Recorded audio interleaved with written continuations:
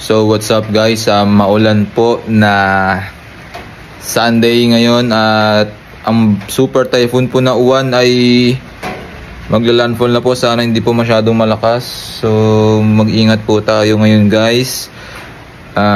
Pampagood vibes lang po, another day, another lesson. So ngayon ay tuturuan ko po ang ating anak na syempre bukod sa maging mabuting bata ay tuturuan natin ng iba-ibang yan na gawain. So ngayon tuturuan natin siya ng Dun Ka SB19 na sayaw. So napakasimple lang yan.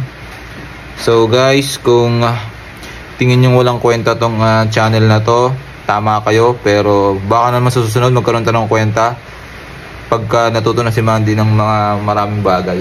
Come on Mandy, come on. Tumabe ka dyan. Dun.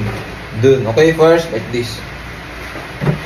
Tumabe ka dyan. Dun. Ay, only dun. Tumabe ka dyan. Dun. Okay? Kung di mo to gusto, tumabe ka dyan. Dun. Alright? 1, 2, you first. 1, 2, 3, go. Kung di mo to gusto, tumabe ka dyan. Dun. Tumabe ka dyan. Dun. Alright? Okay. 1, 2, 3, go.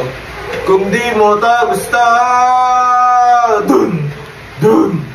Tumabe ka dyan. Dun.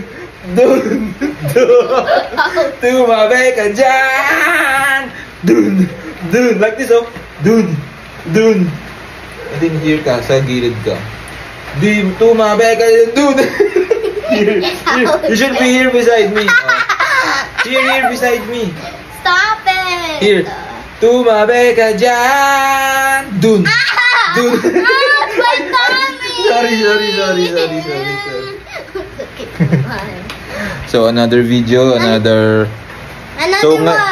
So kung umabot kayo dito ngayon guys, alam nyo na, nanood kayo ng isang walang kwentang vlog.